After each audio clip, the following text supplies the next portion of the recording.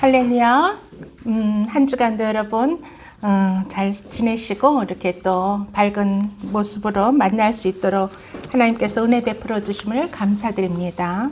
오늘도 주의 종을 통해서 여러분에게 귀한 말씀으로 우리가 한 주간 또 이 말씀을 붙잡고 살아갈 수 있는 힘과 용기를 주실 걸 믿고 감사드리며 오늘의 말씀은 사무엘하 7장 말씀입니다. 지금 계속적으로 사무엘서 상하권을 우리가 나아가고 있는데요. 오늘은 7장, 사무엘하 7장, 구약 성경으로는 472쪽, 구약 472쪽 7장의 말씀입니다. 우리가 7장 아주 이 사무엘서에서 가장 핵심이 되는 사무엘 상과 하의 그 모든 장에서 가장 이 두 책에서 가장 핵심이 되는 말씀이 이 7장인 것 같아요. 그리고 이 7장은 엄청난 그 축복이 하나님의 축복이 숨어있는 놀라운 말씀들이 있습니다. 그래서 우리는 오늘은 사무엘하 7장 1절로부터 22절까지 26절까지 가보겠습니다. 좀 길죠? 그렇지만 우리가 한 절씩 교독하면서 어떻게 하나님께서 다윗에게 오늘은 다윗에게 하나님께서 8가지 귀한 축복을 주시고 또 이 축복을 받은 다윗은 하나님께 자신의 신앙 고백을 기도로 올리고 있는 거예요. 그래서 이 고백들, 이 말씀들이 우리에게 어떻게 적용하게 될지를 한번 생각하시며 이 말씀을 읽겠습니다. 여호와께서 주의 모든 원수를 무찌르사 왕으로 궁에 평안히 살게 하신 때에 왕이 선지자 나단에게 이르되 볼지어다 나는 평양 궁에 살 거는 하나님에게는 불쌍한 가운데이로다. 나단이 왕께 이르되 여호와께서 왕과 함께 계시니 마음에 있는 모든 것을 행하소서 하니라. 그가 여호와의 말씀이 나단에게 임하여 이르시되 가서 내 종 다윗에게 말하기를 여호와께서 이와 같이 말씀하시되 내가 나를 위하여 내가 살 집을 건축하겠느냐? 내가 이스라엘 자손을 애굽에서 인도하여 가던 날부터 오늘까지 집에 살지 아니하고 장막과 성막에서 다녔나니 이스라엘 자손과 더불어 다니는 모든 곳에서 내가 내 백성 이스라엘을 먹이라고 명령한 이스라엘 어느 지파들 가운데 하나에게 내가 말하기를 너희가 어찌하여 나를 위하여 백항목 집을 건축하지 아니하였느냐고 말하였느냐. 그러므로 이제 내 종 다윗에게 이와 같이 말하라. 만군의 여호와께서 이와 같이 말씀하시기를 내가 너를 목장 곧 양을 따르는 데에서 너희에다가 내 백성 이스라엘의 주권자로 삼고 내가 가는 모든 곳에서 내가 너와 함께 있어 내 모든 원수를 내 앞에서 멸하였은즉 땅에서 위대한 자들의 이름같이 내 이름을 위대하게 만들어 주리라. 내가 내 백성 이스라엘을 위하여 한 곳을 정하여 그를 심고 그를 거주하게 하고 다시 우리 못하게 하며 악한 종으로 전과 같이 그들을 해하지 못하게 하여 전에 내가 사사에게 명령하여 내 백성 이스라엘을 다스리던 때와 같지 아니하게 하고 너를 모든 원수에게서 벗어나 편히 쉬게 하리라.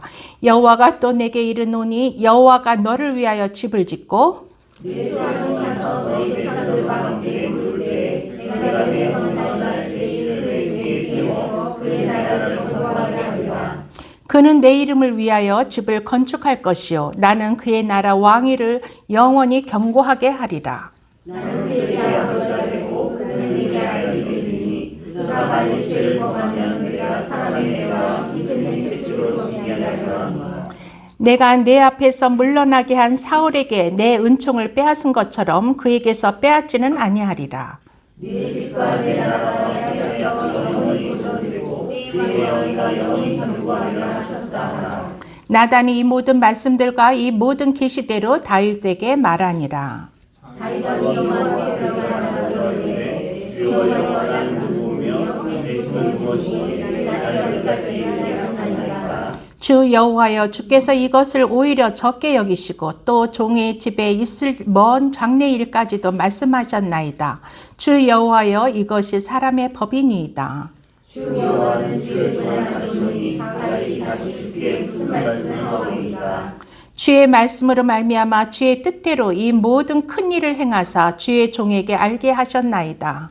그런즉 주 여호와여 주는 자신이 이는 우리 귀로 들은 대로 주와 같은 이가 없고 주에는 신이 없습니다. 땅에 어느 한 나라가 주의 백성 이스라엘과 같으리이까. 하나님이 가서 구속하사 자기 백성으로 삼아 주의 명성을 내시며 그들을 위하여 큰 일을, 주의 땅을 위하여 두려운 일을 애국과 많은 나라들과 그의 신들에게서 구속하신 백성 앞에서 행하셨사오며 주께서 주의 백성 이스라엘을 구속하사 영원히 주의 백성으로 삼으셨사오니 여호와여 주께서 그들의 하나님이 되셨나이다. 여호와 하나님이여 이제 주의 종과 주의 종의 집에 대하여 말씀하신 것을 영원히 세우셨사오며 말씀하신 대로 행하사 사람이 영원히 주의 이름을 크게 부르는 일을 아무데 여호와는 이스라엘의 나라에 하시며 주의 종 다윗의 집이 주 앞에 견고하게 하옵소서. 아멘. 네. 이 7장에 나오는 그 1절 말씀을 보면은 여호와께서 주의 모든 원수들을 무찌르사 왕으로 궁에 평안히 살게 하신 이때에 지금 다윗에게 하나님의 말씀이 임하는 거예요. 이것은 다윗의 그 통치 말기쯤으로 돼 보여요. 이제 다윗이 많은 주변에 있는 적들을 원수들을 다 물리치고 이제 평안하게 됐어요. 이러자 다윗이 한 생각을 하게 됩니다. 그래서 선지자에게 그 다윗 왕이 선지자를 불러서 말씀하고 있어요. 나는 이렇게 백향목 왕궁을 지었어요. 다윗이 백향목으로 왕궁을 지어서 이 아름다운 왕궁에 살거늘 하나님의 귀는 휘장 가운데 있도다. 이것이 마음에 걸린 거예요. 하나님의 귀는 모세의 그 시내산에서 받은 그 성막의 모습대로 성막을 만들어서 휘장 가운데서 언약궤를 지성소를 만들고 그곳에 언약궤를 둔 것이 그 성막이죠. 이 휘장 가운데 있다. 본인은 백향목으로 지은 멋있는 집에 살고 있는데 하나님의 임재가 있는 그 언약궤가 있는 하나님의 그 지성소는 그 휘장 가운데 있는 것이 마음에 걸렸어요. 이렇게 다윗은 하나님을 사랑하는 마음이 아주 각별했던 그런 왕이었죠. 그래서 나단에게 물어보는 거예요. 이렇게 말하고 있죠. 내가 하나님을 위해서 집을 짓고 싶다. 하나님의 그 집을 건축하고 싶다고 그렇게 말했어요. 그랬더니 나단 선지자는 그러시오. 당신이 좋을 대로 행하세요 하고 그렇게 말씀했지만 그날 밤 그거는 이제 나단의 생각이고 하나님께서는 다시금 선지자 나단에게 나타나셔서 다윗에게 이 말을 전해라 하고 그 선지자에게 말씀을 주세요. 다윗의 큰 복은 이런 귀한 선지자가 옆에 있었다는 거. 다윗은 왕이에요. 예수님의 모형이기도 한 왕이지만 그에게는 이렇게 나단이나 갓 같은 그런 귀한 선지자들이 다윗에게 있었어요. 그래서 그들에게 임하시는 하나님의 말씀을 다윗은 항상 경청을 했어요. 오늘날에도 우리는 고린도전서 13장에 보면 각각의 직분들이 있어요. 직분을 은사로 주시는 시대에 있어요. 사도요, 선지자요, 교사요, 목사요, 복음 전파자. 이 5중직임. 이것은 하나님이 주시는 은사며 직분의 은사예요. 성령의 9가지 은사는 이것은 어떤 일할 때 필요한 하나님의 일을 하기 위해서 필요한 것들을 주시는 거. 방언의 은사, 통변의 은사, 병 고침의 은사, 능력 행함의 은사, 영분별의 은사 이런 다양한 9가지 은사를 주셨죠. 우리가 성령의 일을 행하기 위해서 성령의 은사를 주셔서 하나님의 일을 하나님의 교회를 세워 가시려고 했어요. 그렇지만 그것뿐만이 아니라 이런 오중직임도 하나님께서 주셔서 저도 목사로 또 여러분은 사도며 교사며 복음 전파자로 사도 선지자로 이런 직임들을 다 각각에게 주셨어요. 그 직임이 나에게는 어떤 직임이 해당될까 한번 생각을 해보셔야 돼요. 이런 한 다윗 왕에게는 이 선지자 나단을 붙여주셔서 하나님의 말씀을 선포하게 다윗에게 알려주셨어요. 근데 다윗이 하나님께서 너무 기뻐하는 사람이었던 것은 그 선지자의 말을 듣고 항상 경청하고 그것을 무시하지 않고, 아주 교만한 왕들은 그 선지자들이 바른 말을 하면은 그를 죽이거나 괴롭히거나 가두거나 이렇게 해서 자기 마음에 맞지 않는 말을 할 때는 가차없이 버렸어요. 그렇지만 이 다윗은 이제 나중에 이 축복, 지금 이 7장에서는 하나님의 축복, 다윗을 축복하시는 축복의 말씀이 쏟아지지만 이 뒤에는 이제 다윗이 이제 실수를 하게 돼요. 죄를 범하는 그 우리아를 살해하고 밧세바를 취하는 그런 죄를 범하게 되죠. 그럴 때에도 나단 선지자가 돌아와서 얘기를 하죠. 당신의 죄를 아시냐. 그래서 그 죄를 고하게 될 때 다윗은 그 나단만 죽이면은 감쪽같이 완벽한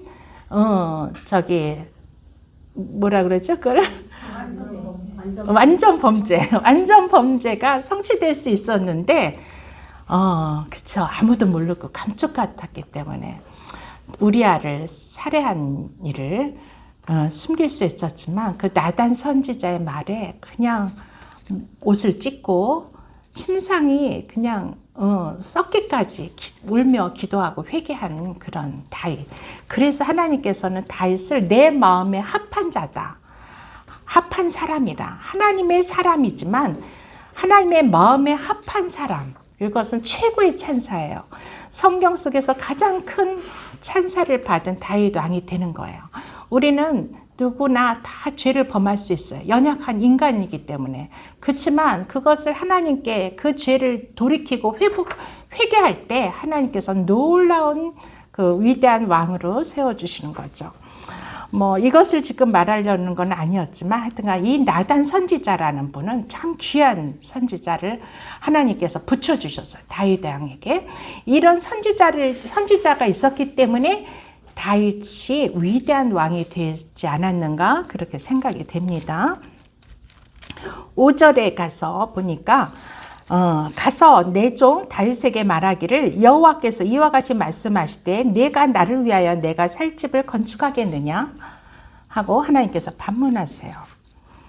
다윗은 하나님을 사랑하는 특심을 가지고 성전을 건축하려고 성전을 건축해서 자기가 사는 그 왕궁보다 더 멋진 곳에 하나님을 모시려고 원했지만 하나님의 뜻은 그게 아니셨어요.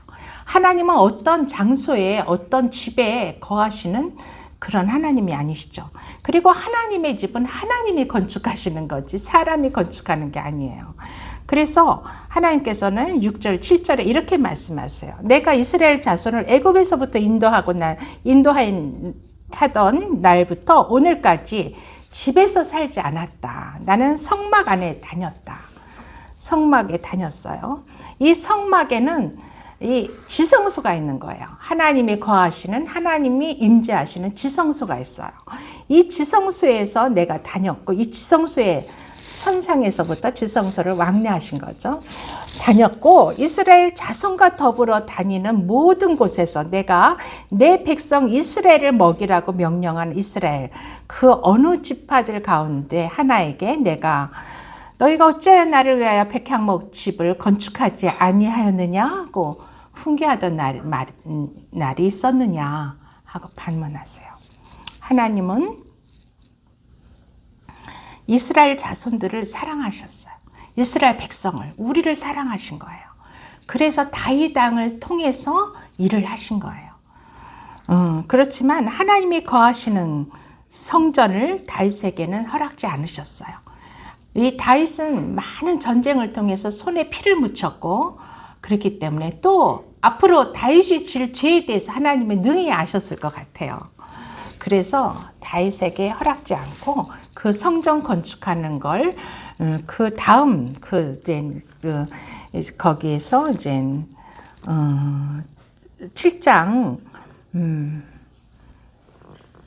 7장에서 12절에 보면은 그 다음에 내 몸에서 날 내 씨를 내 뒤에 세워서 그의 나라를 견고하게 하고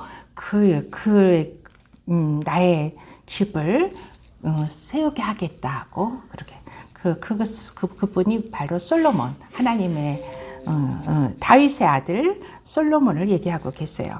하여튼간 이렇게 하나님께서는 이 성전 건축에 대해서 다윗이 편안하고 이젠 모든 것이 이젠 호화로운 그런 왕궁에 살면서 모든 삶이 평안해졌을 때 이제 전쟁도 그치고 이제 다 적들을 평정했을 무렵에 하나님을 사랑하는 마음으로 성전을 건축하기로 하는 그런 다윗의 그 하나님을 사랑하는 마음이 굉장히 돋보이는 그런 말씀입니다.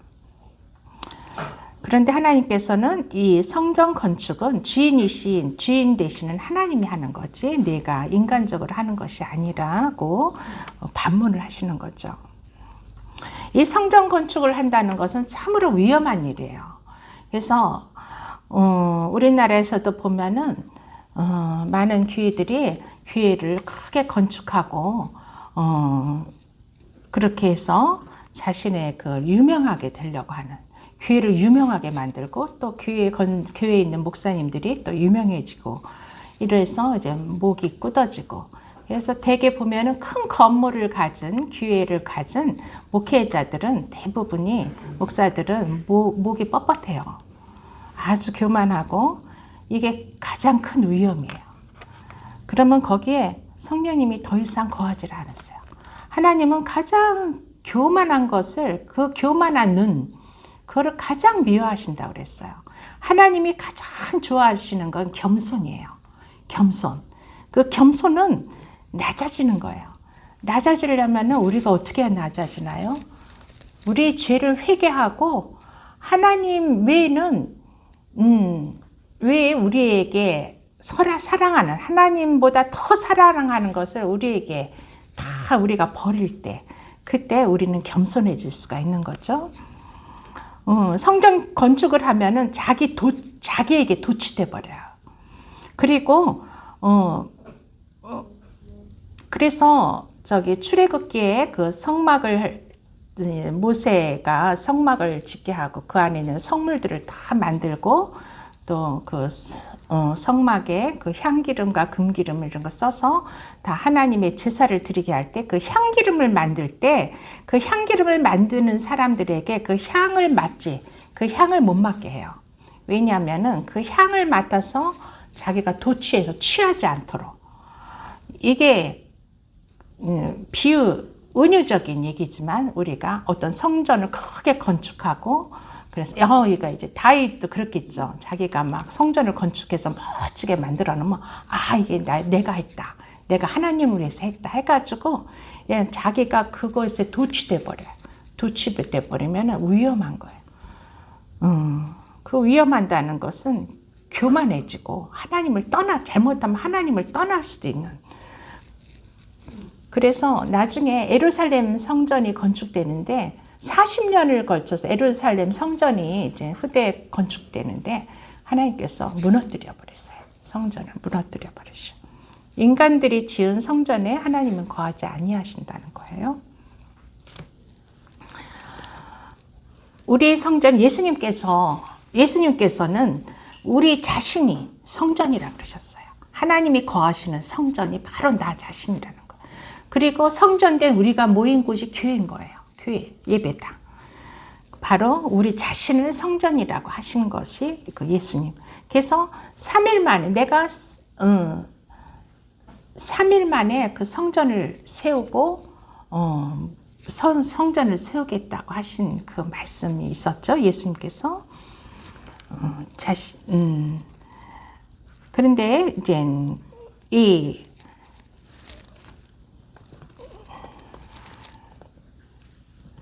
8절에 보니까 그러므로 이제 내 종 다윗에게 이와 같이 말하라. 이제 나단 선지자를 통해서 다윗에게 이렇게 이 말을 전해라. 여기서부터 이 마음. 하나님께서는 우리의 생각을 굉장히 중요시하는 하나님이세요.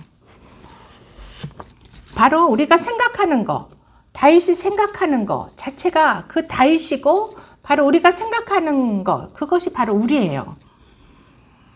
다윗은 나는 백향목 궁에 사는데 하나님의 궁은 천막 가운데 있으니 하나님을 위해서 집을 지어야겠다 하고 그런 생각을 했어요. 그렇지만 하나님께서는 너에게 그렇게 허락하지 않겠다고 했지만 하나님은 그 다윗의 그 생각을 굉장히 기쁘시게 받으시고 그 다음에 다윗에게 나단 선지자를 통해서 8가지의 축복, 팔복을 여기서 주시는 거예요. 8가지 축복을 주세요.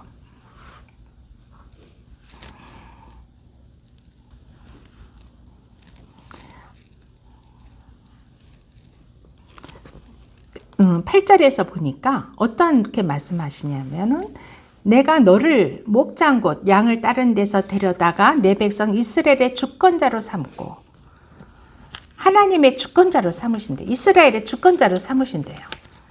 이 주권자라는 것은 예수의 이름이에요. 주권자 대신 예수 그리스도. 이게 예수의 이름인데 다윗을 주권자로, 이스라엘의 주권자로 삼으신대요. 다윗은 한나의 목동에 불과했어요. 그쵸?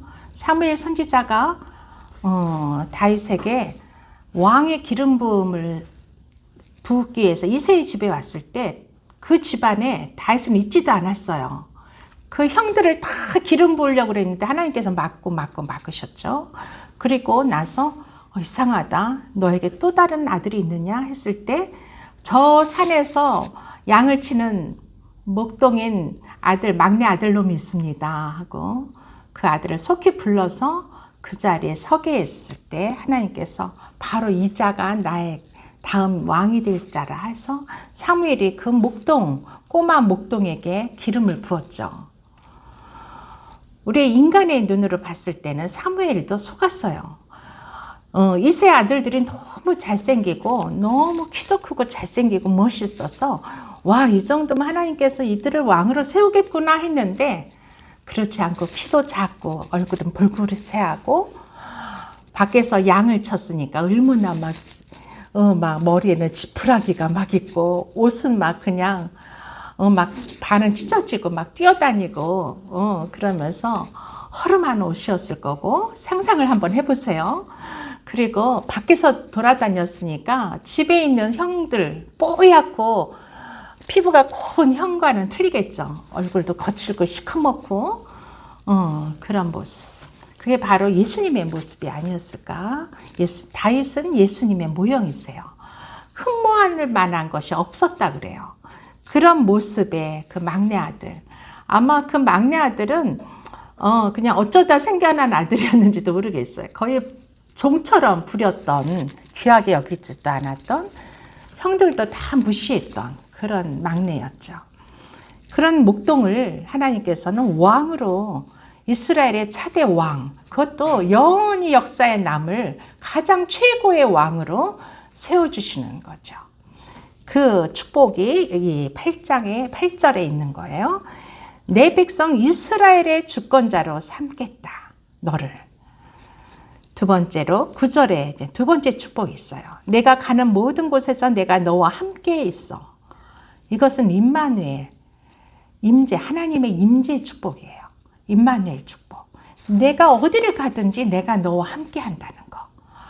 우리가 이런 축복을 누리시기를 저와 여러분께 축원하옵나이다. 네, 하나님께서 함께 하시는 축복이 가장 큰 축복이에요. 그래서 하나님은 당신의 보혈의 백성들, 당신의 보혈로, 당신의 피로 산 그 백성들에게는 언약을 하시는데 내가 너를 떠나지도 않고 너를 버리지도 않겠다. 이런 말씀을 하세요. 내가 어쩌다 죄를 짓거나 하나님을 떠나는 일이 있어도 내가 떠나는 거지 하나님은 절대로 우리를 당신의 핏값을 주고 십자가의 핏값을 주고 산 하나님의 백성은 절대로 버리지도 않고 떠나지도 않으신다고 하나님은 그런 약속, 그 피의 약속을 하셨어요. 여러분도 무슨 일을 세상을 살다 보면은 별의별 일이 다 있어요.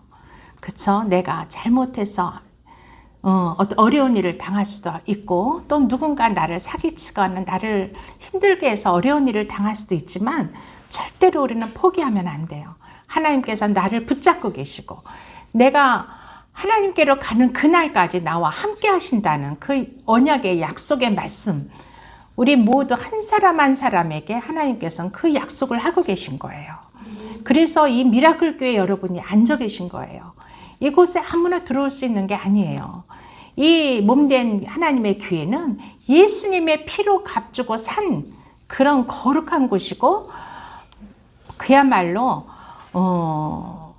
노아의 방주와 같이 이제 마지막 때 우리들을 하나님께로 인도하는 그런 방주인 거예요. 그래서 서로를 돌아보사 믿음이 약해진 자들을 도닥이고 격려하고 위로하고 세워주고 그러는 저와 여러분이 돼야 될 줄 믿습니다. 이렇게 저도 약해질 수 있어요. 그래서 여러분은, 저도 하나의 인간이에요. 저 또한 오중지빈 중에 목사라는 그런 직임을 받은 성도인 거예요. 제가 뭐 잘나서 제가 뭐 어떤 하나님의 특별한 은혜를 받아서 이 자리에 서 있는 게 아니에요. 저를 다윗을 통해서 이스라엘 백성을 축복하시는 하나님처럼 또 저를 통해서 하나님의 말씀으로 여러분을 축복하기 위해서 잠시, 영원히가 아니라 잠시 세워주신 거예요. 이제 그 사명이 저에게 끝나면 하나님께서 저를 데려가실 거예요. 아직 사명이 남아있어서 이 땅에 살게 하시는 거고, 여러분도 각자에게 하나님이 주신 소명과 사명이 있어요. 하나님의 자녀들에게는 나름대로의 하나님의 특별한 사명과 소명이 있어요. 그것이 큰 그릇이 될지 아니면 뭐 간장을 담는 작은 종지가 될지, 그거는 하나님의 뜻에 다 달려있는 거예요. 크게 쓰는 사람도 있고 작게 쓰는 사람도 있지만 그 경도에 따라서 하나님이 그를 더 사랑하고 덜 사랑하는 게 아니세요. 그냥 하나님께서는 그릇의 쓰임의 용도대로 만들으셨을 뿐이에요. 그래서 내가 육신으로 약해 보이고 적어 보이고 진짜 보잘것없는 그 그릇이 더 소중할 수가 있어요. 그쵸? 우리 식탁에 있어서도 고추장 그릇이나 간장 그릇이 고기 없으면 맛을 못 내는 그런 그릇일 수가 있는 것처럼 우리 한 사람 한 사람도 마찬가지라고 믿습니다. 이 9절에서 두 번째 축복이 나오는데, 임마누엘 축복과 내가 내 이름을 위대하게 만들어주겠다. 위대하게 만들어주겠다. 우리는 다윗을 통해서 항상 예수님을 봐야 돼요. 하나님은 그 예수 그리스도, 하나님의 뜻에 순종한 예수님, 당신의 아들 예수님을 세상에서 가장 위대한 자로 높여주셨어요. 그래서 지금도 예수라면은 모르는 자가 없어요. 그쵸? 우리의 주권자, 우리의 왕, 만왕의 왕, 우리의 주님 되시는 그 높은 분으로 위대하게 만들어주신 거죠. 또 10절과 이것은 내가 내 백성 이스라엘을 위해서 이렇게 한 것이다. 또 분명히 얘기하고 있어요. 다윗 왕을 이렇게 위대한 왕으로 세워주신 것은 내 백성 이스라엘을 위해서, 이스라엘 백성을 지키고 보호하고 하나님의 그 백성으로 만들게 하기 위해서 다윗을 왕으로 세워주셨다고 말씀하고 계신 거죠. 세 번째 축복은 11절에 있어요. 11절, 전에 내가 사사에게 명령하여 내 백성 이스라엘을 다스렸던 때와 같지 아니하게 하고 너를 모든 원수에게서 벗어나 편히 쉬게 하리라. 이렇게 모든 원수들에게서부터 벗어나서 평안을 주겠다는 거예요. 그러니까 주변에 많은 원수들, 바벨론이며 이런 뭐 암몬이며 이런 여러 그 이방의 왕들이 시시탐탐 이스라엘을 넘보고 쳐들어오려고 전쟁을 일으킬 때 하나님께서 그 원수들에게서 벗어나 너를 편히 쉬게 하겠다는 그런 약속을 주고 계시죠. 우리 예수님께서 우리에게 오신 것은 우리를 사단으로부터 보호하고 사단으로부터 우리를 건져주시기 위해서 오셨어요. 그렇죠? 우리를 괴롭히고 우리에게서 모든 것을 빼앗고 도적질해서 우리를 죽여서 지옥으로 끌고 가려고 하는 게 사단의 목적이고 사단의 계획인 거예요.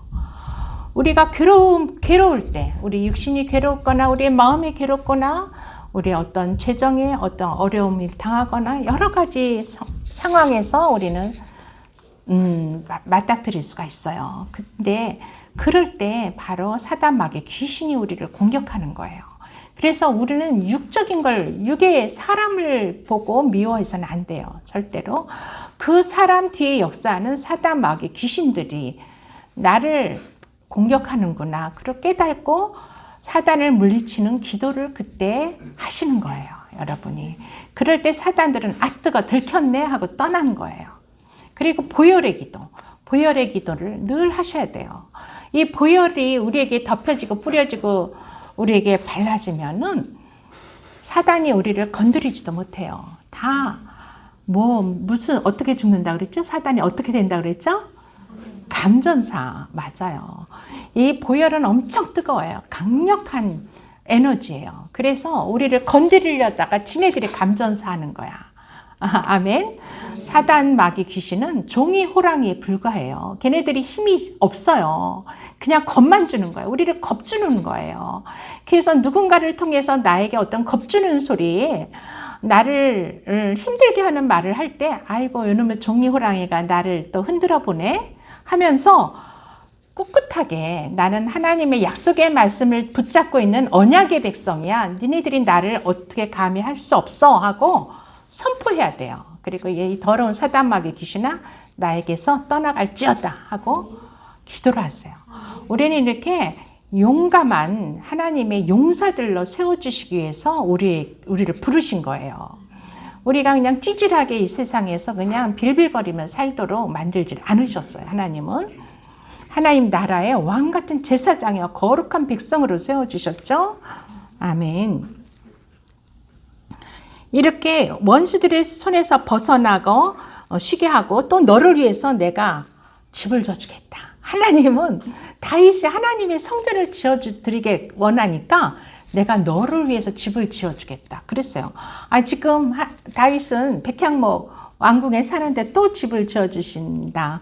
그 말씀이 아니라 이것은 다윗의 왕조를 든든하게 세워주겠다. 다윗의 자손들이 계속적으로 그 자손들에게서 왕이 나게 하고 그 왕조가 또 다윗의 가문이 든든하게 하나님께서 세워주시겠다는 약속인 거예요. 그래서 다윗 왕조는 4세기를 거쳐서 왕이 이어져요. 그 다음에 네 번째 축복을 또 선포하고 계십니다. 12절. 내 수완이 차서 내 조상들과 함께 누울 때에 내 뒤에서 세워 그의 나라를 견고하게 하리라. 이게 다윗이 이제 죽고 나서 그 다음 너의 몸에서 씨를 내서 내 나라를 견고하게 세우겠다. 이런 약속이에요. 이것은 물론 솔로몬을 통해서 그 다윗의 후손들을 통해서 그 왕조를 강하게 세워주신다는 것은 표면적인 말씀이고 깊은 내면에서는 다윗 너의 씨를 통해서 예수 그리스도를 내가 보내겠다. 구세주 메시아 예수 그리스도를 너의 가문을 통해서 보내시겠다는 선포세요. 어마어마한 축복이죠. 그래서 예수님을 다윗의 자손 예수여 이렇게 이스라엘 백성들이 나중에 예수님이 오셨을 때 다윗을 갖다 앞에다 붙이는 거예요. 다윗을 통해서 예수님이 오시게 하시겠다는 이 약속을 벌써 사무엘 하의 이 7장에서 축복으로 언약으로 하나님께서 선포해 주시는 거예요. 다섯 번째는 13절에 있습니다. 그는 내 이름을 위하여 집을 건축할 것이요 나는 그의 나라 왕위를 영원히 견고하게 하리라. 이게 벌써 이제 솔로몬을 통해서 하나님의 집, 하나님의 성전, 이 집이라는 거는 두 가지 의미가 있어요.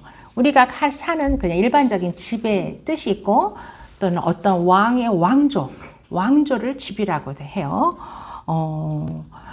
그리고 또 하나는 하나님의 성전, 하나님의 성전을 집이라고 하는데 이때 이 집은 하나님의 성전을 의미해요.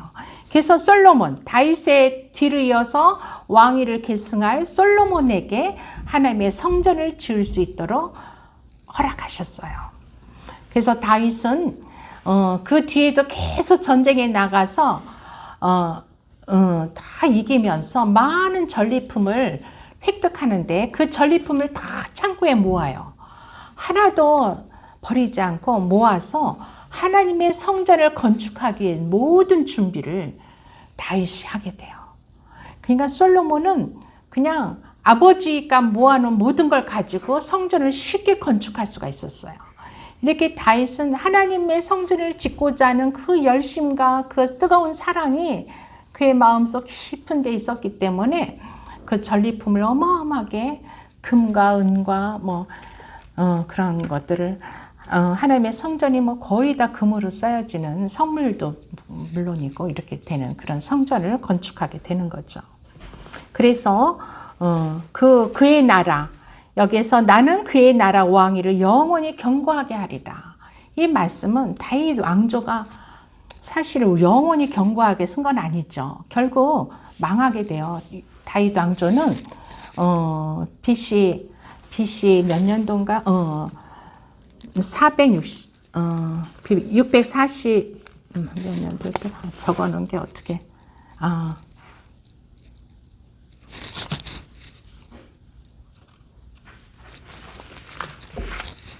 어디 있나?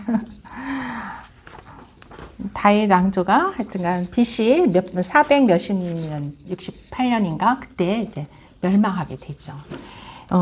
그렇지만 그 나라가 견고하게 영원히 견고하게 하리라 하는 이 말씀은 예수 그리스도를 통해서 오는 하나님의 나라가 영원하다는 말씀을 여기에서 암시하고 있는 거죠.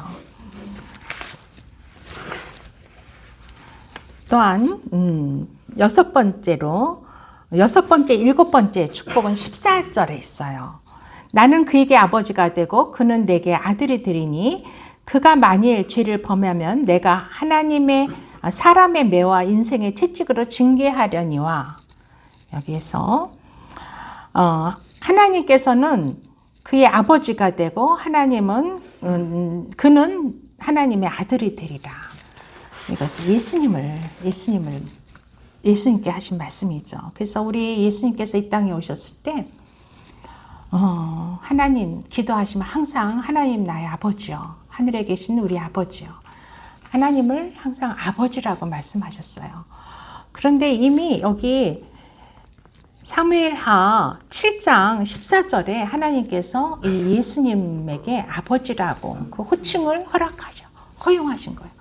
그런데 그 당시 이스라엘의 바리새인이나 서기관들, 장로들은 예수님께서 하나님을 감히 여호와 하나님, 그 하나님의 이름도 부를 수가 없어서 그들은 그 여호와 하나님 이름도 그들이 말로 일컫지 않았어요. 그만큼 경외하고 두려워하고 이렇게 그런 하나님의 이름을 그렇게 귀하게 여겼는데 예수님은 하나님의 이름을 부른 것뿐만이 아니라 오히려 아버지라고, 내 아버지다, 그분은 바로 내 아버지다 하니까 그래서 신선모독죄로 예수님을 잡아 죽인 거예요, 유대인들이. 이미 구약 성경에서 구약에 기록된 내용들은 다 이미 사복음서에 다 이미 나타난 거예요. 이거를 그렇게 말씀을 연구하고 말씀을 깊이 상고했던 그런 바리새인들이나 서기관들도 알지 못한 거예요. 그래서 예수님을 죽이는 거죠. 그렇지만 하나님의 그 나라는 영원히 견고하리라. 그들이 예수님을 죽였지만 그 죽인 것이 바로 실수죠. 사단의 실수. 예수님의 십자가를 못 박은 것은 사단의 결정적인 실수였어요. 이스라엘 그 종교 지도자들을 통해서 예수님은 십자가에 못 박혔지만 그들을 통해서 역사한 사단의 계획이었죠. 그렇지만 그 사단의 그 계획이 무산돼서 결론적으로는. 왜냐? 예수님께서 십자가에 죽으심으로 말미암아 어떻게 됐죠? 죄가 죄를 이기게 되고, 우리는 죄를 이기게 되고, 또 사망 권세를 이기게 하시고, 사단을 이기게 하시는 놀라운 승리가 온 거잖아요. 그러니까 이 사단들은 머리가 나빠. 그럴 것을 모르는 거예요. 사단들은 머리가 안 좋아요. 그러니까 염려하지 마세요. 그리고 두 가지, 첫 번째 축복은 하나님이 나의 아버지가 되시는 거. 나는 하나님의 아들이 된다. 이게 우리에게 주시는 약속이에요. 예수님께 주신 그 약속은 바로 나에게 주시는 약속이에요. 우리도 그렇게 기도하잖아요. 하나님 우리 아버지이시여. 하나님 아버지 이렇게 부르잖아요. 하나님을. 그걸 주신 거예요. 만일 죄를 범하면 내가 사람의 매와 인생의 채찍으로 징계하려니와 내가 내 앞에서 물러나게 한 사울에게 내 은총을 빼앗은 것처럼 그에게서 빼앗지는 아니하리라. 이 축복에는 그 내면에 긍정적인 요소와 부정적인 요소가 있어요. 하나님께서는 다윗을 축복하지만 이 다윗과 그 후손들이 지을 죄를 이미 알고 계셨어요. 그래서 이렇게 얘기하시는 거예요. 그들이 죄를 범하면 내가 사람의 매와 인생의 채찍으로 징계하겠다. 하나님은 징계하시는 하나님이세요. 우리가 죄를 범한다고 우리를 다 그냥 무조건 용서해 주시지 않아요. 징계가 없는 자녀들은 그냥 버려놓은 자녀들이에요. 하나님께서 우리를 버리셨다면 결단코 징계하지 않으세요. 그냥 내버려 두세요. 세상 사람들 보세요. 내버려 두세요. 그래 잘 먹고 잘 살도록 그냥 내버려 두세요. 왜냐하면 하나님 관심 바뀌거든. 그렇지만 하나님의 사랑받는 자녀들은 하나님께서 꼭 징계를 하시는 거예요. 우리가 이걸 보면은 다윗도 나중에 이 전쟁, 블레셋과의 전쟁이 벌어지고 있는데 왕이 돼가지고 그 전쟁에 가서 같이 싸워야 되는데 이 왕이 좀 교만해지고 좀 태만해졌어. 그래가지고 부하들만 다 보내고 자기는 궁궐에서 높은 데에서 올라가서 오늘 밤도 뭐 우리 부하들이 잘 싸워주고 있겠지 하면서 어슬렁 그냥 걷고 있을 때 저 옆에서 밧세바가 목욕하는 현상을 아마 그날 달빛이 유난히 밝았나 봐요. 그 밧세바가 목욕하는 것을 보게 되죠. 그러면서 그 마음에 음탕한 음욕이 들게 되고, 사실 밧세바는 이쁜 여자가 아니었을 것 같아요. 달빛에 비춰서 조명빨로 예쁘게 보였나 봐. 그래가지고 다윗이 이제 밧세바를 범하게 되고, 그것을 완전 범죄를 하기 위해서 우리아는 다윗의 아주 충신이었어요. 신실한 충신이었어요. 근데 그를 결국은 죽일 수밖에 없는 상황으로 가서 살해를 하게 되죠. 다윗의 가장 큰 죄는 이 살인죄예요. 간음죄는 하나님께서 별로 크게 여기지를 않으세요. 그래서 항상 나중에 마태복음에서 예수님의 계보가 나올 때도 밧세바를 다윗의 아내라고 말하지 않아요. 우리아의 아내 밧세바를 통해서 솔로몬 왕을 낳고 이렇게 나와요. 하나님은 그 우리아를 굉장히 사랑하는 사람이었어요. 우리아도. 그런데 그를 죽인 것을 하나님께서 너무너무 화가 나셨어요. 그래가지고 물론 나단 선지가 그 죄를 지적해서 그는 회개했지만 회개를 했을지라도 하나님의 징계는 따라요.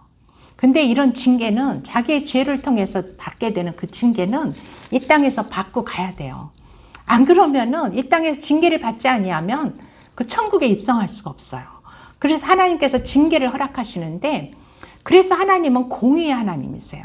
하나님은 우리에게 축복하고 우리를 진짜 사랑하시는 그런 사랑의 하나님이시지만, 우리가 하나님의 말씀에 어긋난 삶을, 우리가 하나님의 길에 그 길을 벗어날 때에는 하나님께서 가차없이 징계를 하세요. 그 징계를 기뻐 받아야 돼요. 다윗의 징계는 어떤 징계였을까요? 어마어마한 징계가 일어나요. 이제 다윗의 그 왕조가 편할 날이 없어요. 하나님께서 그 왕조를 영원히 견고하게 하린다고 이렇게 약속을 하시는데 편할 날이 없어. 먼저는 그의 사랑하는 맏아들 압살롬이 자신을 배반하고 다윗의 사람들을 다 자기의 사람으로 환심을 끌어서 자기가 다윗을 내치고 왕이 되려고 하는.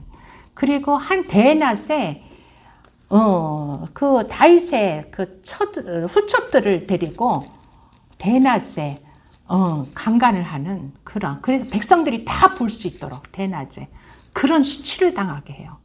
놀라운 수치죠. 아들에게 그런 무시무시한 수치를 당하게 됐어. 하나님은 우리가 우리의 그 죄를 묵과하지 않으세요. 결단코 묵과하지 아니하고 철저히 회개하게 하시고 그 죄에 대한 징계를 받게 하셔요. 그래서 우리는 참 감사한 거예요. 그래도 우리를 천국으로 인도하시니까 얼마나 감사해요. 그래서 우리는 그 죄에 대한 철저한 회개가 있어야 돼요. 우리가 또 하나님께서 그 받을 만한 것 이상으로 주지는 않으세요. 매와 채찍으로 징계하거니와 그렇지만 내가 사울에게서 내 은총을 완전히 빼앗아서 그들을, 사울은 천국에 못 들어갔어요. 음부로 갔어요. 음부로. 사울은 그 음부로 보냈는데 이렇게 내 은총을 빼앗는 것처럼 그렇게 하지는 않겠다. 그렇게 빼앗지는 아니하리라. 그렇게 약속을 하고 있어요. 그리고 마지막 8번째, 내 집과 내 나라가 내 앞에서 영원히 보존되고 내 왕위가 영원히 견고하리라 하는 이런 축복을 허락하시죠.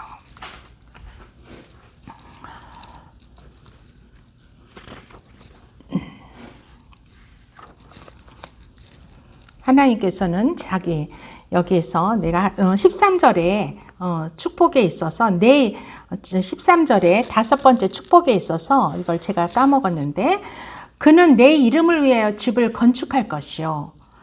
하나님은 항상 자신의 이름을 위해서 모든 일을 하세요. 하나님의 이름, 예수 그리스도 이름이죠. 그래서 우리가 그 예수의 이름을 위해, 그래서 시편 23편에는 자기 이름을 위하여 의의 길로 인도하신다. 예수님의 이름을 위해서 우리들을 의의 길로 인도하시는 거예요. 예수님의 이름을 굉장히 기뻐하시고 성경 전체를 통해서 예수님의 이름을 우리가 알게 하기를 원하셨어요. 그래서 우리가 예수의 이름, 그 이름 예수, 신구약에 나오는 그 이름 예수를 우리가 자꾸 불러야 돼요. 그 예수님의 이름을 부르는 것만도 우리가 하나님을 기쁘시게 하는 일이에요. 나의 이름을 위해서 하나님은 모든 일을 하세요. 우리가 예수님을 이름을 부를 때 우리의 모든 문제와 우리의 모든 해야 될 일들을 먼저 가서 성령님께서 해결하고 계시는 거예요. 성령님은 우리에게 예수의 이름을 알려주시는 분이에요. 성령님은 또 우리가 예수의 이름을 위해서 살도록 인도하시는 분이에요. 우리가 이 땅에 사는 것은 예수의 이름을 위해서 사는 거예요. 내 이름을 위해서, 나를 드러내기 위해서, 나를 높이기 위해서, 나를 위해서 사는 게 우리가 아닌 거예요. 하나님은 오직 우리를 예수를 위해서 이 땅에 보내시고 예수의 그 삶을 우리가 그 예수님을 이 땅에서 드러내고 나타나실 때 하나님이 영광을 받으시는 거예요.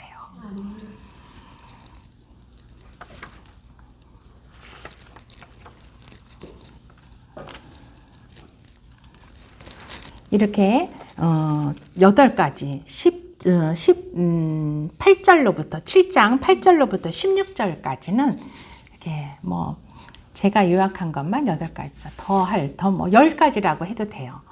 이렇게 여러 많은 축복을 다윗에게 허락하셨어요. 이 다윗에게 허락하였는데 그 다음 18절로부터 말씀은 이 다윗에게 이러한 큰 복을 허락하셨는데 이 다윗이 하나님께 이제 드리는 말씀을 하는 거예요. 이 그 복을 듣고 복 주시는 그 나단 선지자를 통해서 다윗을 축복하시는 그 말씀, 축복을 받고 나서 다윗 왕이 여호와 앞에 들어가 앉아서 이르되 주 여호와여 나는 누구이며 내 집은 무엇이기에 나를 여기까지 이르게 하셨나이까. 18절. 이게 바로 다윗의 신앙 고백의 시작이에요. 나는 누구입니까? 주님, 나는 당신 앞에 당신에게서 나는 누구입니까? 하는 때 이렇게 우리는 1대1로 하나님의 은밀한 처소에 이 다윗은 지금 성막 안에는 지성소에 들어가서 하나님께 여쭙는 거예요. 하나님께 말씀을 드리는 거예요. 우리의 지성소가 항상 있어야 돼요. 주님과 말씀을 나누는 지성소, 나의 골방이 될 수도 있고 나의 성전이 될 수도 있고, 여러분의 그 지성소에서 항상 주님, 나는 당신의 누구입니까? 하고 물어보시는 그런 것이 꼭 필요하죠. 그래서 그러면은 다윗이 이걸 몰라서 물어봤겠어요. 우리는 하나님의 언약 백성이에요. 하나님은 분명히 우리에게 다윗에게도 너는 나의 언약 백성이다. 하나님은 개인적으로 이렇게 하나님과 나는 약속을 해요. 이 구약 성경에서 보면은 하나님께 다윗과 아브라함에게 개인적인 언약을 하셨어요. 모세에게는 대놓고 이스라엘 백성을 위해서 신의 언약이라는 어마어마한 언약을 허락하셨지만 이 다윗과 아브라함에게는 개인적인 언약을, 지금 우리가 살펴본 8가지, 이게 하나님이 보혈이 있는 언약 백성들에게 약속하신 그 대표성을 가진 약속이에요. 이 약속을 우리에게도 똑같이 동일하게 하시거든요. 근데 이제 성경에 이렇게 기록된 것만 가지고도 내가 아멘하고 내 거를 받을 수 있지만, 우리가 1대1로 하나님을 만나는 지성소에서, 나의 지성소에서 하나님을 만나며 주님께 여쭤봐야 돼요. 주님, 나는 당신에게 과연 누구입니까? 어떻게 나를 지금 여기까지 나를 인도하셨습니까? 그렇게 여쭤보셔야 돼요. 그랬을 때 나의 정체성을 올바로 알 수가 있어요. 하나님께서 나를 누구라 하고 내가 너를 결단코 손을 놓지 않고 너를 손붙잡고 여기까지 인도한 바로 너의 하나님이라는 거, 나의 하나님이라는 것을 여러분도 다 깨닫고 알게 되실 줄 믿습니다. 하나님은 우리 한 사람 한 사람의 소중하신 하나님이세요. 너의 하나님이 아니고 나의 하나님만이 아니라 한 사람 한 사람의 하나님이신 거예요. 그래서 반드시 하나님 앞에 조용한 시간에 나와서 이렇게 다윗처럼, 하나님, 나는 당신에게서 누구입니까? 하나님, 어떻게 나를 여기까지 이렇게 이곳까지 인도하셨습니까? 하고 물어보시는 여러분 되시기를 부탁드립니다. 그리고 또 다윗은 19절에 이렇게 고백하고 있어요. 주 여호와여, 주께서 이것을 오히려 적게 여기시고 종의 집에 있을 먼 장래일까지도 말씀하셨나이다. 다윗에게 먼 장래일, 지금 그게 어디 있어요?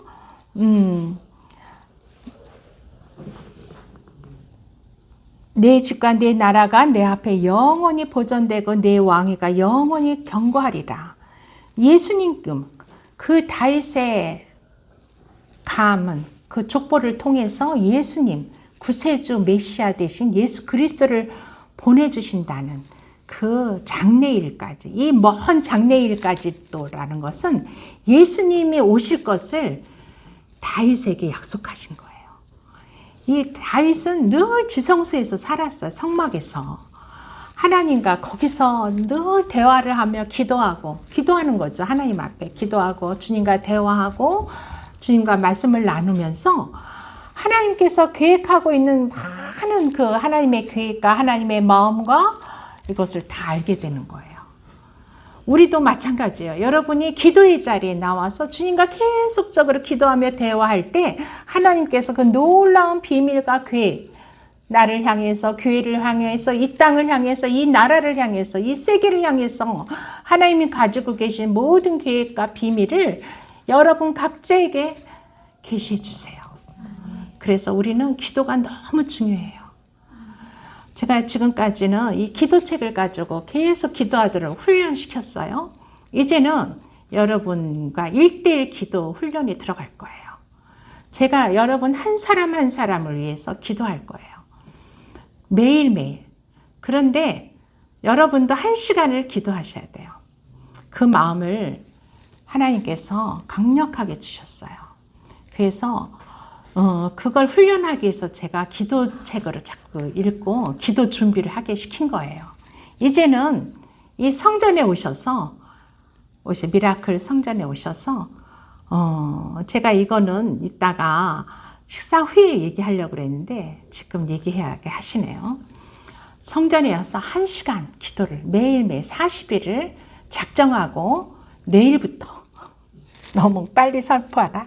내일부터 작정하고 기도에 들어갑니다. 이거는 하나님의 긴박한 요청이고 요구세요. 그래서 시간은 여러분에 맞출 거예요. 왜냐하면은 제가 여러분 한 사람 한 사람을 위해서 기도할 거기 때문에 여러분의 시간에 맞춰서 제가 여기에 여러분이 오실 시간, 그렇다면 아무 때나 오시면 안 돼요. 제가 3개의 시간을 드릴 거예요. 3가지 선택해서 그때 가능하실 시간에 오셔서 1시간 저와 함께 기도하셔야 돼요. 부담되세요? 40일간 너무 기뻐하셔야 돼요. 이 40일의 기도를 통해서 여러분은 엄청난 이 다윗에게 주신 그 축복이 여러분 가정에, 여러분의 사업장에 임하리라 믿습니다. 이 장래일도 얘기해 주셨어요. 이 장래일은 예수님이 오실 거, 그 다윗의 가문을 통해서, 다윗의 족보를 통해서 다윗의 이름으로 예수님이 오시는 거죠. 그 다음에 20절, 21절 말씀 보겠습니다. 21절, 주의 말씀으로 말미암아 주의 뜻대로 이 모든 큰 일을 행하사 주의 종에게 알게 하셨나이다. 하나님은 항상 우리에게 말씀으로 오세요. 말씀으로. 물론 환상도 보여주시고 그러지만 그거는 불안정한 거예요. 환상은 부분적인 거예요. 부분적으로만 보여주시지 하나님은 말씀으로 우리에게 오세요. 하나님이 오실 때는 우리에게 말씀을 하시고 또 이 기록된 말씀을 우리의 레마의 말씀으로 주세요. 그리고 그 말씀을 통해서 우리는 하나님의 뜻을 알 수가 있어요. 그래서 이 말씀 속에서 우리는 이 모든 큰 일을 행하세요. 하나님의 가장 큰 일은 뭐니 해도 가장 큰 일은 십자가 사건이에요. 이 십자가 사건으로 인해서 우리에게 보혈을 주신 거예요. 그렇죠? 이 보혈의 사건, 십자가의 사건은 가장 큰 일이고 가장 두려운 일이고 기이한 일이라고 시편의 기자가 고백하고 있어요. 가장 큰 일이고 두려운 일이고 기이한 일이에요. 이 십자가 사건은. 그래서 이 교회는 이 십자가 사건들이 우리에게 날마다 일어나게 돼 있어요. 주님의 보혈이 우리를 덮기 때문에 주님의 보혈에, 이 보혈은 하늘에 있어요. 위에 있어요. 하늘의 것이에요. 이 땅의 것이 아니에요. 이 보혈을 땅에서 찾으려고 하시면 없어요. 못 찾아요. 하늘에 있어요. 그래서 하늘의 것, 우리가 위의 것을, 너희는 위의 것을 구하라. 그렇게 말씀하시잖아요. 우리가 구할 것은 이 예수님의 보혈이에요. 하늘에 있는 이 예수님의 보혈을, 나다나엘, 요한복음 1장에 보면은 예수님께서 나다나엘을 만나죠. 나다나엘을 만났을 때 그는 필립이 너를 부르기 전에 내가 무화과 나무 아래에 있는 것을 내가 보았다. 그렇게 나다나엘에게 얘기하죠. 그러자 나다나엘이 하나님의 아들이셔 당신은 이스라엘의 임금이로소이다. 이렇게 고백을 해요. 근데 예수님께서 나다나엘에게 내가 너를 무화과 나무 아래에서 보았다 함으로 나를 믿느냐? 너는 앞으로 이보다 더 큰 일을 보리라. 더 큰 일을 본대요. 이보다 더 큰 일을 본다는 거야. 그게 무슨 일이냐? 그게 보혈 사건, 십자가의 사건. 그거를 보게 된다는 얘기예요. 그리고 또 이르시되 진실로 진실로 너희에게 이르노니 하늘이 열리고 하나님의 사자들이 인자 위에 오르락 내리락 하는 것을 보리라. 이거야말로 예수님의 그 사건, 십자가 사건을 통해서 하늘이 열리면서 하늘로부터 예수님의 가장 그 귀하신 보혈이 이 땅에 내려오는 것을 보게 된다는 그런 말씀인 거죠. 이렇게 예수님의 보혈은 아주 크고 두렵고 귀한 일이죠. 또 예수님께서는 빌립에게 이렇게 말씀하셨어요. 나를 본 자는 바로 하나님을 본 것이다. 예수님은 하나님, 그 23절 말씀에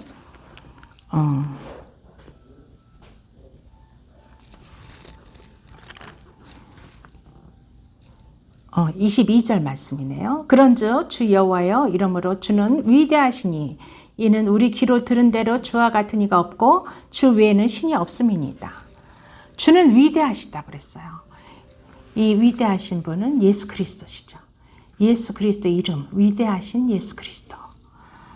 그리고 그는 주 외에 이런 신이 없다고 했어요. 주님은 위대하실 뿐만이 아니라 이렇게 빌립에게 말씀하신 것처럼 나를 본 자는 하나님을 본 것이다. 예수님은 하나님과 동일하신 동급이세요. 예수님은. 그래서 성부, 성자, 성령 그 한 분이 하나님이신 거예요. 하나님과 예수님은 동급이세요. 하나님의 본체세요. 예수님은. 그 하나님이 이 땅에 오셔서 십자가를 지신 거예요. 그러니 생각해 보세요. 하나님이 나를 위해서 죽으신 거예요. 그걸 생각할 때 진짜 그걸 묵상만 해도 눈물이 앞을 가리고 참으로 두렵고 떨리는 사건이죠.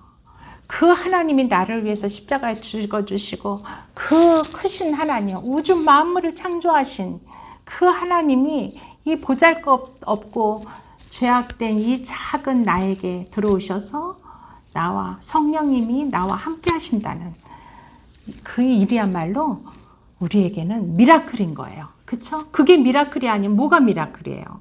그래서 저는 우리 교회 이름을 미라클이라고 진 거예요. 뭐 기적이 일어나서 병을 고치고 은사가 일어나고 이래서 미라클이 아니라 그 크신 하나님이 내 안에 들어오셔서 내가 그 주님과 함께 산다는 거, 그거야말로 놀라운 기적 중에 기적인 거죠. 아멘. 믿으시기 바랍니다. 23절 말씀. 땅의 어느 한 나라가 주의 백성 이스라엘과 같으리까 하나님이 가서 구속하사 자기 백성으로 삼아 주의 명성을 내시며 그들을 위하여 큰 일을, 주의 땅을 위하여 두려운 일을 애국과 많은 나라들과 그의 신들에게서 구속하신 백성 앞에서 행하셨사오며. 그쵸? 크고 두려운 그런 일을 하신 것은 주님의 보혈이죠. 보혈 사건. 애굽 백성들에게서 구속하셨다 그랬어요. 우리들을 구속하셨다. 사단 마귀로부터 예수님의 핏값을 주고 우리를 사신 것, 그걸 구속이라고 하는 거예요. 핏값을 대신 지불하고 나를 사단 마귀로부터 건지신 거. 그 사건, 그렇게 행하신 그 사건, 그것에 대해서 다윗은 감사기도를 드리고 있는 거예요. 다윗은 하나님과 이렇게 친밀했기 때문에 이 모든 몇천 년 뒤에 있어질 일들을 다 기록하고 있는 거예요. 어마어마한 계시죠. 그래서 그 다음 24절에 주께서 주의 백성 이스라엘을 세우사 영원히 주의 백성으로 삼으셨사오니 여호와께서 주께서 그들의 하나님이 되셨나이다. 주의 이름을 알려주시는 분은 바로 이런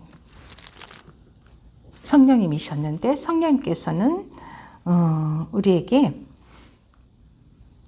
그리스도, 살아계신 하나님의 아들, 예수 그리스도는 살아계신 하나님의 아들이신 것을 또 우리에게 알려주시는 거예요. 하나님의 하나님, 그 백성들의 하나님이 되심, 살아계신 하나님의 아들 우리 이제 예수 그리스도를 우리에게 보내주셨기 때문에 이런 사실을 알게 되는 거죠. 베드로는 마태복음 16장 17절에서 주는 그리스도여 살아계신 하나님의 아들입니다 하는 고백을 했어요.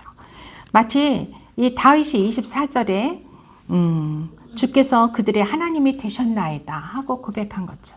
그 말씀이 신약 성경에 베드로에게서 예수 그리스도에게 하나님의 이름을 당신은 그리스도시요 살아계신 하나님의 아들이십니다 하고 계시해 주시는 거죠. 마르다, 마리아 마르다 자매가 있죠 신약에. 그런데 이 마리아보다 마르다가 훨씬 더 영적인 위에 있어요. 한 자매지만 우리는 뭐 마르다는 막 열심히 일하고 마리아는 주님의 무릎에 앉아서 주님의 말씀을 들었기 때문에 마리아가 더 낫지 않나 이렇게 생각하지만 그렇지 않아요. 왜냐하면 마르다는 예수님께 주는 그리스도시여 세상에 오시는 하나님의 아들이십니다 하고 예수님의 이름을 말씀했어요. 예수님의 이름을 깨닫고 부르는 자를 하나님이 높이시고 인정해 주세요. 하갈은 창세기에 나오는 하갈 아시죠? 전번에 제가 하갈에 대한 설교도 했는데 이 하갈은 하나님의 이름을 나를 살피시는 하나님이라고 고백했어요. 그 누구죠? 사라의 그 핍박을 피해서 사막으로 광야로 도망 나왔는데 갈증이 나고 목이 마르고 배가 고픈데 그때 샘을 발견하면서 하나님께 당신은 나를 살피시는 하나님이시군요 하고 하나님의 이름을 부르게 되죠. 이렇게 하나님의 예수의 이름을 부르는 자들은 하나님께서 그들을 책임져 주시고 또 함께 하시는 줄을 믿습니다. 이 하나님의 이름, 예수의 이름을 알게 하시는 분이 바로 성령님이시고 우리가 성령의 음성을 듣고 성령을 음성을 듣게 되면은 우리는 내 생각을 버리게 돼요. 내 생각이 잘못되고 내 마음과 내 생각이 잘못된 것을 성령님께서 알려주셔서 그때 바로 내 생각과 내 마음을 정리하시고 내 생각을 처리하셔야 돼요. 이 사단 마귀도 계속 생각 속으로 우리의 마음과 생각 속으로 더러운 것들, 안 좋은 것들, 부정적인 것들을 자꾸 심어줘요. 그럴 때 그것을 막 내가 생각한다고 다 내 입으로 막 내뱉으면은 그게 바로 나에게 오는 저주예요. 그거를 다 물리쳐야 돼요. 그래서 기도해야 돼요. 깨어 있어야 돼요. 우리가 깨어 있어야 돼요. 내가 지금 이거 생각하고 있는 것이 내 생각인가? 사단이 주는 생각인가? 아니면 성령님이 주시는 생각인가? 이걸 분별하셔야 돼요. 그게 바로 영적 분별력이에요. 하나님의 자녀들은 이 영적 분별력이 뚜렷해야 돼요. 이거 혼란이 오면은 맨날 문제가 일어나요. 내 삶에서 맨날 그냥 어려움을 겪어. 그걸 깨닫기까지 하나님께서 환란을 허용하시는 거예요. 환란을 주시는 거예요. 내 삶에 계속적으로 환란이 오고 어려움이 온다면은 하나님 앞에 철저히 회개하시고 하나님께 영분별의 은사를 달라고 기도하시기 바랍니다.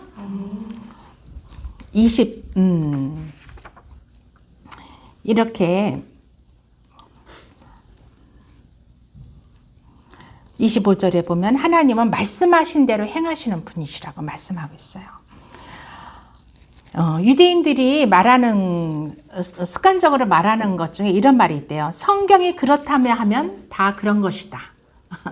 유대인들은 이 성경, 그들이 보는 거는 뭐 신약은 없지만 그 구약일지라도 그것을 엄청나게 어려서부터 아이들에게 성경을 암송하게 모세오경을 막 신명기 같은 거는 그냥 무조건 외우게 시켰어요. 모세오경 막 이런 거를 암송하게 시켜서 예수님도 사단 마귀를 광야에 나가서 사단 마귀를 물리칠 때 신명기에 있는 말씀으로 다 마귀들을 대적하잖아요. 하나님의 말씀을 사단 마귀가 더 잘 알고 있어요. 여러분보다 우리보다 더 잘 알고 있는 게 마귀예요. 사단들이에요. 그런데 이렇게 성경이 그렇다. 성경의 내용은 뭐예요? 하나님의 말씀이잖아요. 하나님이 말씀하신다면 그런 것이다. 성경이 그렇다면 그런 것이다. 이렇게 유대인들은 믿고 있어요. 오늘날 성경대로 하나님이 다 이루세요. 성경은 모든 세상 끝날까지 종말까지의 모든 예언을 기록하신 예언의 말씀서예요. 이제 주님께서 이 땅에 예수님이 하나님께서 예수 그리스도를 이 땅에 보내주시고 3일 만에 부활시키셔서 승천하시게 한 다음에 그 다음에 마지막 때 예수님이 재림하시게 할 거라는 이 약속의 말씀 다 이루어져서 이제 마지막 남은 것은 예수님의 재림만 남은 거예요. 성경 구약과 신약의 모든 말씀이 다 이루어져 가고 있어요. 다 이루었고 이제 재림의 예수님만 남은 그 시기에 우리는 살고 있는 거예요. 그래서 하나님은 이 땅에 성경대로 성경에 하나님 말씀하신 하나님의 말씀대로 다 이루시는 분이 하나님이시고 이 모든 것의 기준은 이 성경에 있는 하나님의 말씀인 거예요. 우리 마지막으로 고린도전서 15장 3절 한번 말씀 읽고 말씀을 마치겠습니다. 고린도전서 15장 3절 말씀 함께 봉독하겠습니다.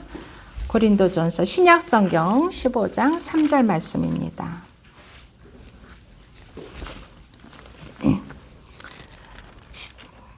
신약성경 281쪽입니다. 시작. 내가 받은 것을 먼저 너희에게 전하였노니 이는 성경대로 그리스도께서 우리를 위하여 죽으시고 장사 지낸 바 되셨다가 성경대로 사흘 만에 다시 살아나사 게바에게 보이시고 후에 12제자에게와 그 외에 500여 명의 형제에게 일시에 보이셨나니 그 중에 지금까지 대다수는 살아있고 어떤 사람들은 잠들었으며 그 위에 야고보에게 보이셨으며 그 위에 모든 사도에게와 맨 나중에 만삭되지 못하여 난 자 같은 내게도 보이셨느니라. 아멘. 네, 이렇게 주님은 예수 그리스도를 통해서 하나님께서는 우리에게 다 보여주시고 알려주시고 말씀하고 계신 것입니다. 이런 예언의 말씀. 우리 이것이 또 오늘날 다윗 왕이 그의 신앙 고백을 통해서 다윗에게 하나님께서 주신 놀라운 축복, 그 축복에 감사하며 신앙 고백을 통해서 하나님께서 우리야 어떻게 함께 하시는가, 우리를 어떻게 하기를 원하시는가, 이런 것들을 우리가 살펴보는 귀한 말씀의 시간을 가졌습니다. 이제 이 시간 이 말씀을 상고하면서 여러분이 함께 기도하시는 시간을 갖기를 바랍니다.